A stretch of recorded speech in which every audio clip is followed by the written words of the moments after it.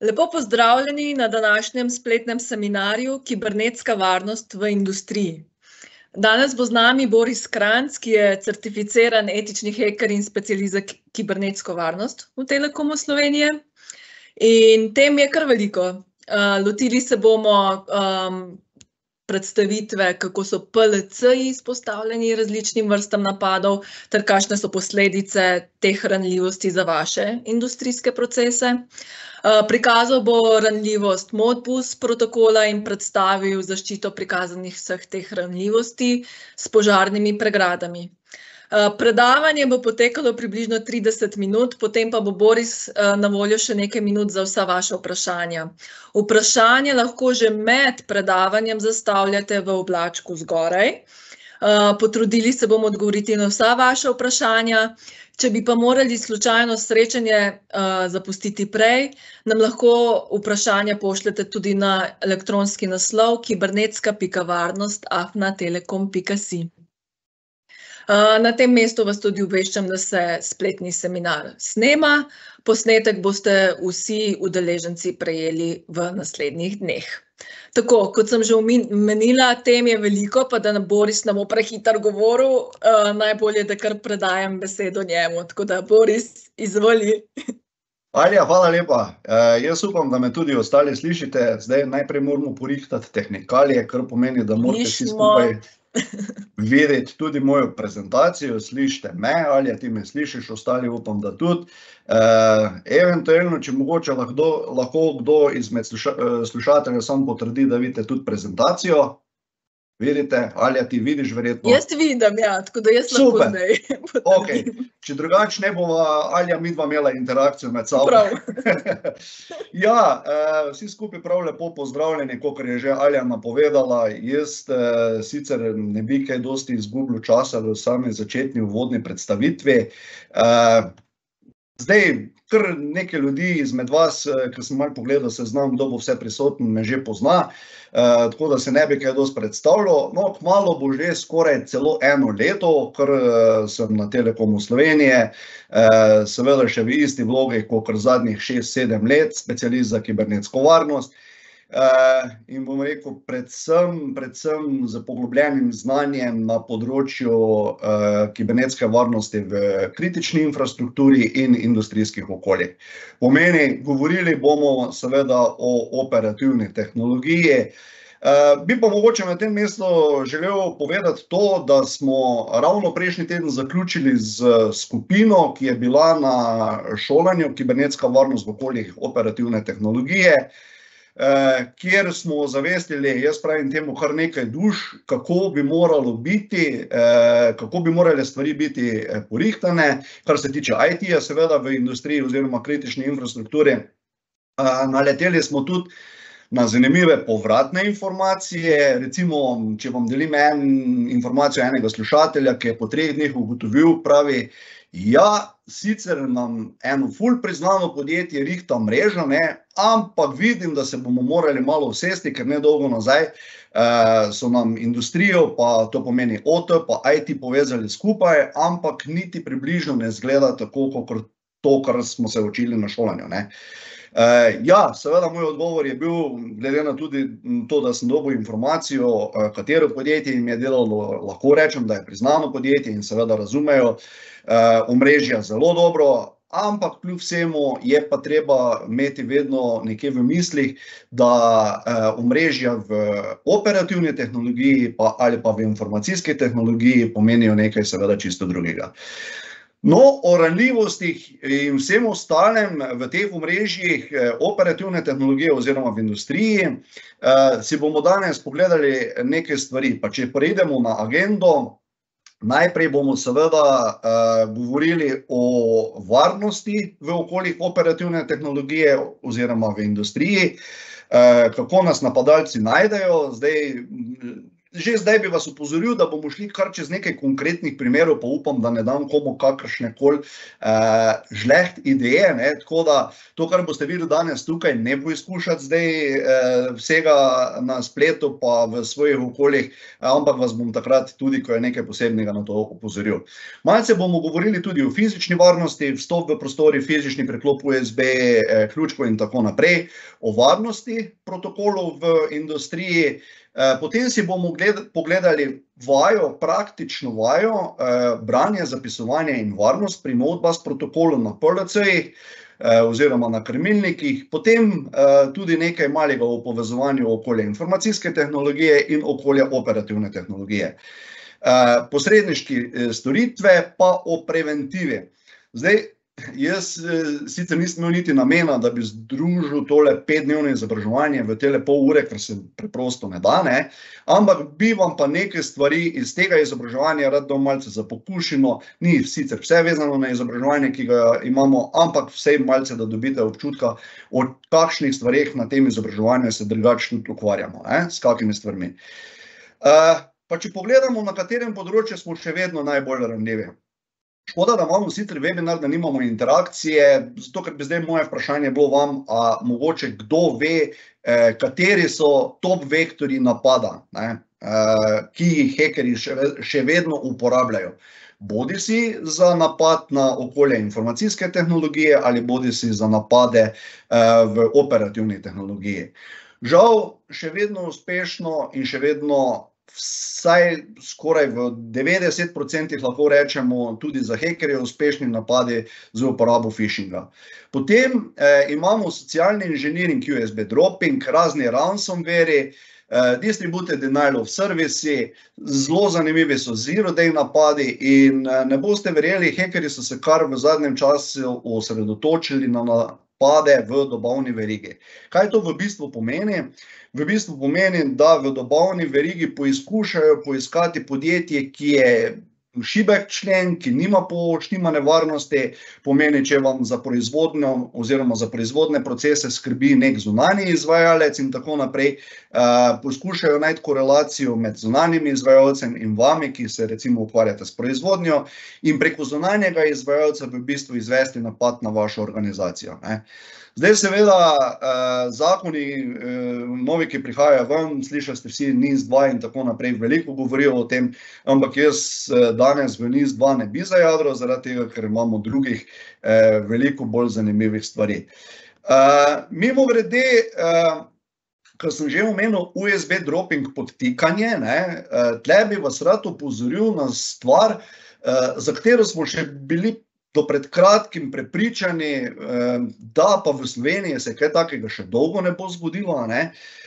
Imam namreč informacijo, da so v Sloveniji v eni regiji hekerji poskušali dejansko fizično prinesti v prostore organizacije USB ključke z pretvezo, da je na USB ključkih kompletna dokumentacija za NIS2 in da mora direktor to podpisati, da je prejel. Predstavljali so se iz neke vladne organizacije in tako naprej v čisti slovenščini, naši domači ljudje, hekerji, očitno, seveda na srečo so v tej organizaciji posumili, da nekaj pa to ni okej, in ko so začeli malo vrtati v te dve osebi, ki sta ta USB ključek dejansko prenesla v organizacijo, sta se ta dva na hitro pobrala.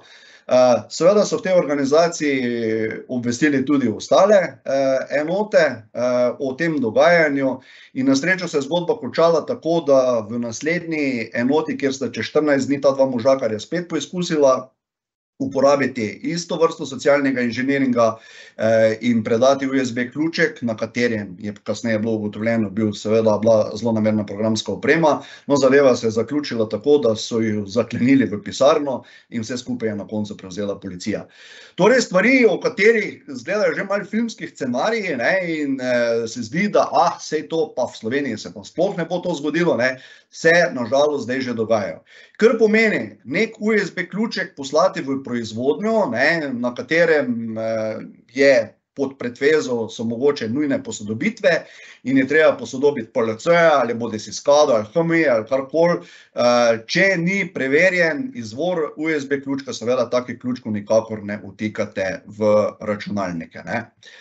Zdaj, kje hekerji dobijo drugače tudi podatke? Glejte, vsi poznamo Google, a ne? In če znate v Googlu dobro filtrirati iskane nize, ne, lahko dobite ogromno informacij, ki vam postrežejo tudi z stvarmi, ki so zelo ranljive in ki jih uporabljajo seveda tudi hekerji.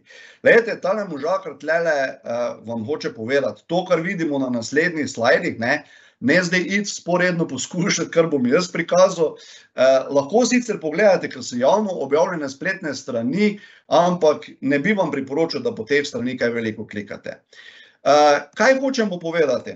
Hočem povedati naslednjo. Če v Google, v iskalnik, vpišete naslednji niz in URL, /portal/portal.mvsl, dejansko iščemo v Googlu krmilnike, ki so slučajno povezani v svetovni splet. To so krmilniki, ki vsebujejo ta niz v svojem URL-ju in so Siemensovi E7 PLC.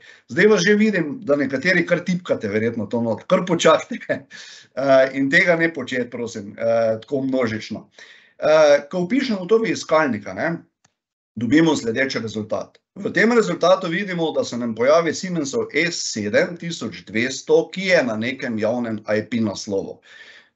Jaz sem to za prezentacijo še iskal včeraj, tako da dejansko te povezave bi mogle delovati. In seveda, če kliknemo na prvi zadetek v iskalniku, dobimo rezultat, da smo se povezali na Siemensov PLC krmilnik. Dokaj strašljivo, a ne? Strašljivo pa zaradi tega, ker nekdo ni razmišljal, kaj bo povzročil s tem, če bo seveda dostop do takega krmilnika omogočil iz celotnega svetovnega spleta. Zdaj, jaz sem si dovolil ne sicer udirati, ker zgoraj vidimo na levi strani username pa password, ampak na obstoječih zavihkih sem poskušal poklikati določene povezave, prosim, tega ne počnite. Naslednji rezultat, ki je bil ta, da sem ugotovil, da sem na turbini wind turbini za proizvajanje elektrike. Glejte, pomeni, lahko bi v bistvu nadaljavo, ne vemo komu, čeprav glede na to, da je v italijanskem jeziku napisano nekje v Italiji, lahko krmilili tudi kako vetrno turbino. Še enkrat, tega prosim ne počnite. Želeli smo samo prikazati, kako je v bistvu, če nekdo nepremišljeno naredi neko zunanjo povezavo, lahko stvar ranljiva in kako je mogoče dostopati do PLC-ev, ki so del neke proizvodnje. Zdaj v našem primeru, če govorimo o električnih turbinah oziroma električnih vetrnicah, v bistvu te spadajo tudi verjetno pod kritično infrastrukturo. In od tukaj naprej pa si lahko samo zamišljamo, kaj bi hekerji storili, če bi prišli v notranjost tega omrežja. Zdaj, ti PLC krmilniki, ki smo ga videli recimo zdaj, kot je Siemens krmilnik, in tudi ostali krmilniki uporabljajo protokole, ki so znani za industrijska okolja oziroma za okolja kritične infrastrukture, če povzamemo za okolja operativne tehnologije. Vse spada pod to, kar sem zdaj omenil. Zdaj, na naslednji razpredelnici vidite kaj? Vidite, da ti protokoli v bistvu za komunikacijo med SCADA ali pa Human Machine Interfaceom in PLC-om dejansko ne uporabljajo v večini primerov nobene enkripcije in nobene autentikacije. V našem primeru vidimo le eno vrstitev označeno za zeleno, kar pomeni, da DNP3 protokol, pa še to samo, Only Secure DNP, uporablja v bistvu enkripcijo in autentikacijo. Zdaj seveda govorimo tudi o novejših krmilnikih. Novejši krmilniki imajo že določene, oziroma veliko jih ima te enkripcijo, autentikacijo in ostale zadeve implementirane. Ampak kaj, ko pa v varnostnih pregledih, ki jih izvajamo v Telekomu, v okoljih operativne tehnologije, to pomeni v industriji in kritični infrastrukturi, najdemo PLC oziroma krmilnike, ki so stari tudi 15 ali več let. Seveda ti krmilniki ne poznajo tega. In kaj pomeni v bistvu komunikacija brez enkripcije, brez autentikacije? No, pomeni, tlele imamo eno shemo, kako recimo preko SCADE z nekim PLC kontrolerjem, samo trenutek, da vzamem tale laser pointer, v bistvu tlele imamo PLC, preko katerega krmilimo oziroma beležimo neko temperaturo iz nekega termometra, ali pa krmilimo nek elektromotor. Bodi si elektromotor za odpiranje ventilov, bodi si elektromotor za odpiranje zapornic ali česarkoli, ali poganjanje proizvodne linije ali česarkoli. Zdaj, Modbus protokol je tisti, preko katerega te naprave med seboj komunicirajo. V prejšnjem slajdu smo ugotovili, da ta Modbus protokol v bistvu nima ne autentikacije, ne enkripcije in ne ničesar. Zdaj, da ne govorim kar v prazno, si bomo v naslednjem, jaz sem sicer imam v ozadju realno okolje pripravljeno, ampak vse veste, Murphy nikoli ne počiva, sploh ne na takih webinarjih, ne, zato sem tole včeraj zvečer še posnel, kako v bistvu poteka zloraba Modbus protokola, če bi se hekerji znašli nekje, rečemo temu man in the middle, oziroma v povezavi z komunikacijo med temi napravami. In za obrazložitev naj vam povem, da sem pripravil dva strežnika, strežnik SCADA TSOT, na katerem z Pythonom poganjam skripto, ki nam v bistvu simulira PLC kontroler. Tale sem najprej prikazal, na katerem IP-ju tale PLC kontroler najdemo. No, z Python skripto pa simuliramo Modbus server in seveda kot kontroler. In kaj bomo sedaj poskušali narediti? Za trenutek, če prekinem video, poskušali bomo narediti sledeče. PLC kontrolerji oziroma krmilniki dejansko delujejo, kot smo videli v prejšnji shemi, kot posredniki za izvajanje nekih operacij. In zdaj v tem primeru bomo mi na tem simuliranem PLC kontrolerju poizkušali spremeniti neko nastavitev. Vse skupaj bomo spremljali preko Wireshark orodja, da bomo videli, kako preprosto oziroma kateri podatki so vidni in ti podatki potekajo v omrežju. Če nadaljujemo z predstavitvijo, sem v Wiresharku v filtre vpisal Modbus, kar pomeni, da filtriram Modbus protokol. Na Kali Linuxu, ki ga sicer uporabljajo tudi hekerji, smo vpisali v bistvu ukaz Modbus read, pa IP naslov, na katerem teče simulirani PLC kontroler, in smo prebrali nastavitev za teh 5, rečemo temu, vhodno-izhodnih enot. In tukaj vidimo, da so nastavitve v bistvu nastavljene, da so vse enote, tukaj lahko vidimo, označene za številko 1. Kar pomeni, da imamo 5 vključenih naprav. Zdaj seveda to bomo pogledali tudi v Wiresharku, kjer bomo videli v bistvu, da za komunikacijo med hekerskim orodjem, oziroma ne samo hekerskim orodjem, na splošno v omrežju poteka komunikacija po Modbus protokolu v čistem clear tekstu. Kar pomeni, te nastavitve v bistvu isto vidimo, jih vidijo seveda tudi hekerji, kakor smo jih videli sedaj mi. Zdaj pa, da ne bomo samo brali, bomo tudi določeni podatek probali spremeniti. In kot vidite, bomo na tretji vhodno-izhodni enoti iz 1 poskušali spremeniti stanje v 0. Zdaj upam, da razumete, da če bi to počeli hekerji, bi seveda lahko krmilili mogoče iz tiste sheme elektromotor, ki smo ga imeli, sklapljali zadeve, skratka imeli bi nadzor nad našimi procesi. Zdaj, še enkrat za prikaz preberemo podatke in vidimo, da imamo na tretjem polju v bistvu nastavljeno vhodno-izhodno enoto na 0, prej pa je bila na 1. Manipulacija je pomeni zelo preprosta, zato nismo potrebovali nobene SCADE, nobenega human machine interfejsa, s katerimi te zadeve ponovadi krmilimo, ampak smo v bistvu z preprostim hekerskim orodjem lahko spremenili nastavitve nekega PLC-ja. Ko takole gledaš, je zadeva dejansko zelo preprosta in ni samo preprosta v bistvu za gledanje, je tudi v resnici zelo preprosto izvesti. Kako se takim stvarem izognemo? Ja, najprej seveda poskrbimo, da hekerji ne pridejo v naše omrežje, ne bodisi preko IT-ja, ne bodisi preko OT-ja in tako naprej. V našem primeru Purdue modela kot referenčnega modela, za katerega ne vem, če ste že slišali ali ne, ampak jaz sem ga že v mojem prejšnjem webinarju omenil, tudi na raznih predavanjih, je v bistvu model, ki nakazuje, kako bi mogle biti povezave med IT pa med OT okoljem v resnici narejene.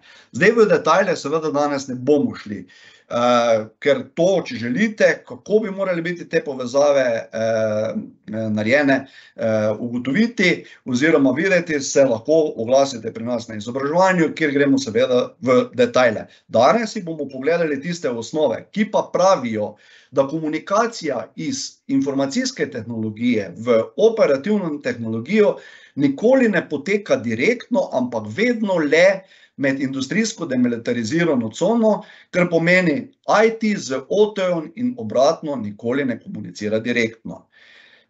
Vem, tlele se vam poraja en kup vprašanj, za katere zdaj trenutno vam ne bom oziroma ne morem vsem podati odgovorov, kaj zdaj rabite za to, da implementirate to industrijsko demilitarizirano cono, seveda z naše strani lahko dobite rešitve.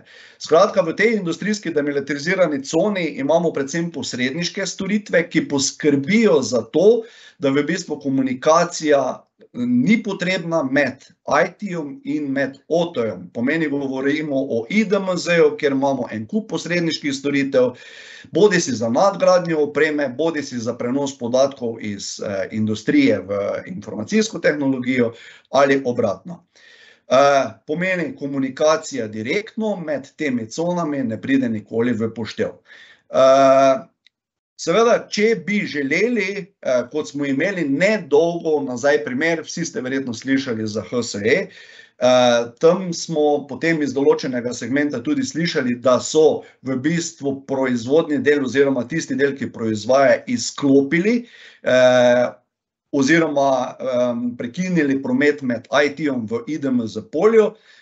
Proizvodnja in IT vsak za sebe še vedno lahko obratujeta, morata obratovati 100%, saj vemo, da za proizvodne procese je na prvem mestu obratovanja. O detaljih tega, kot sem že omenil, seveda lahko na našem 5-dnevnem šolanju. No, tukaj imamo še v bistvu en primer komunikacije v Purdue modelu, kjer vidimo v zgornjem delu, da komunikacija iz IT-ja v OT prehaja preko tako imenovane industrijske demilitarizirane cone. Zdaj, rekli boste kako, da boste imeli lažjo predstavo, kako bi naj neka komunikacija potekala, pa bomo pogledali recimo, da nek inženir v pisarni mora spremeniti na PLC-ju spodaj, čisto na spodnjem nivoju 0 do 2, neke nastavitve.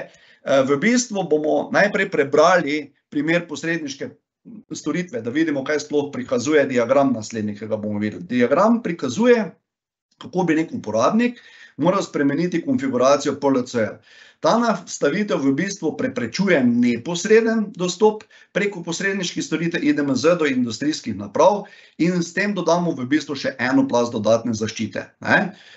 Vsa orodja, datoteke pa licence v bistvu so nameščene v računalniku v industrijski coni, kar pomeni, da nek inženir, ki upravlja te PLC krmilnike, dejansko ne potrebuje direktne komunikacije z svojim računalnikom in lahko to izvaja preko oddaljenega dostopa.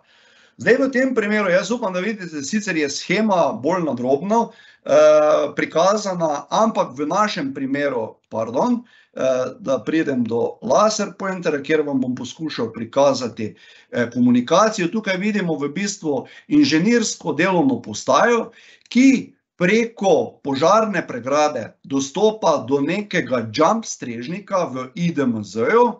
Od tukaj se v bistvu poveže na operacijski strežnik v industrijski coni in od tukaj v bistvu na PLC. Ja, zdaj vem, nek inženir bi rekel, jaz bom tebe malo vprašal po zdravju. To so seveda dodatni koraki, ker v večini primerov vemo, da so inženirji navajeni se povezati direktno, brez dodatni neki jump strežnikov in tako naprej. Ampak seveda na tem mestu se moramo zdaj vprašati, ker nam je tele bolj pomembno, da nekdo nekaj na hitro izvede ali seveda varnost. Seveda, glede na to, da smo na webinarju, kjer govorimo o kibernetski varnosti v našem primeru in v primeru, da delamo po modelu Purdue, poskrbimo seveda najprej za varnost. Zdaj, kako bi potekala komunikacija v obratni smeri? Zdaj bi rekel, malce več po reklamah, ampak reklam ne bo. Tako da, jaz bom rekel, ja, tudi komunikacija v obratni smeri, danes je ne bomo prikazali, mogoče na katerem od naslednjih webinarjev ali pa eventualno, če se odločite za izobraževanje na Telekomu Slovenije, kjer te vse informacije dobite. Zdaj, preventiva, ja. Pri varnostnih pregledih okoli operativne tehnologije v industriji in kritični infrastrukturi vam lahko povem, da še vedno naletimo sicer na segmentirana omrežja, bodisi v IT-ju in v OT-ju, ampak ta segmentacija se ponavadi zaključi na požarnih pregradah, kjer pa žal velikokrat vidimo, da je komunikacija med conami dovoljena z servisi eni, ni nekih omejitev, zaradi tega, da pač stvari funkcionirajo. Tudi sam sem včasih konfiguriral požarne pregrade in vem, ko te nekaj začne zafrkavati, potem hitro na politki med določenimi conami napišeš allow eni, dovoli karkoli in seveda, ko začnejo stvari delati, pa ponavadi ni pol časa, da bi te zadeve porihtali nazaj, ampak morali jih bi, ne. Seveda, z varnostnimi pregledi lahko pregledamo, kako imate pri vas to omrežje porihtano in ali so te stvari tako, kakor bi morali biti. Zdaj, vključitev 802.1x mehanizma v industriji malenkost manj pride, v upoštev pride pa tudi z upoštevanjem določenih stvari. Potem, kot sem že omenil, pozitivni model upoštevanja varnosti politik, morali bi politike med conami biti zapisane deny all, pa potem odpirati tisto, kar je pač potrebno, ne. Zdaj, upoštevanje varnostnih mehanizmov pri vključitvi naprav v omrežje, kot smo prej videli, tisti javni dostop, ne, to bi mogli reči v bistvu strogo prepovedano, ne. Če se gremo vsaj malo resnosti PLC na javnem IP-ju, brez omejitve, da se dostopa vsaj, ni opcije, z mojega stališča ni opcije, no. Zdaj, ozaveščanje izobraževanja zaposlenih, kot sem omenil že, skupina, ki smo imeli v prejšnjem tednu na tem šolanju, je po zadnjem dnevu ugotovila, da imajo sicer dobro nastavljene stvari, ampak da je še veliko potrebno storiti, da bojo res varne. Vpeljava ADS sistemov, da ne pozabimo, ne, lahko vam povem, da v primeru, ko smo nedolgo nazaj izvajali varnostni pregled, v okolju operativne tehnologije smo v bistvu vključili tudi anomaly detection system od Nozomi Networks in ja, v fazi izvedbe pregleda smo odkrili tudi napadalce, nismo bili edini, ki smo pregledovali njihovo omrežje, torej smo dejansko po vsej verjetnosti preprečili hujši vdor v omrežje naročnika. Pa še ena stvar, ne, razumeti, da hekerji ne izbirajo vedno, rečemo temu, bogatih tarč. Ne bodo se lotili samo korporacij, kot so Holding Slovenskih elektrarn, kot so, ne vem, Elektro Slovenija in takih. Glejte, hekerji izbirajo vedno po sistemu lažje tarče, ne. Hekerji se ne sprašujejo, koliko imate vi od zadaj financ, sicer se znajo že tudi pri tem prilagajati, če vidijo, da izplen ne more biti pač večji, kot si ga lahko privoščite, se zadovoljujejo tudi s tistim minimumom, ampak za vas je vsak minimum hekerski lahko ogromen znesek. 30 minut, približno toliko, kolikor smo načrtovali. Jaz upam, da sem vam podal neke informacije, za nekatere mogoče malce skoraj preveč tehnične, za nekatere mogoče premalo, ampak nenazadnje pozval bi vas, šolanje kibernetska varnost v okoljih operativne tehnologije, s kolegom Matjažem vas tiste, ki imate to možnost oziroma se želite udeležiti tega tečaja, pričakujeva že od 11. do 15. marca, je še nekaj prostih mest, tako da, če vas seveda zanima, kako v detajle te stvari, ki sem jih danes omenil, še več vaj, vsakodnevno ogromno vaj, ogromno praktičnih primerov, vljudno vabljene. Jaz bi se vam zahvalil, kar se tiče OT-ja ali OT okolja ali vsega, kar je povezano z anomaly detection sistemi, network detection responsom, in vse te zadeve lahko naslovite na mojo elektronsko pošto ali pa sodelavca Matjaža Katarinčiča. To bi pa bilo z moje strani bolj kot ne tudi vse. Zdaj pa upam, Alja, da nimava 1000 vprašanj. Mislim, nimava še, veš.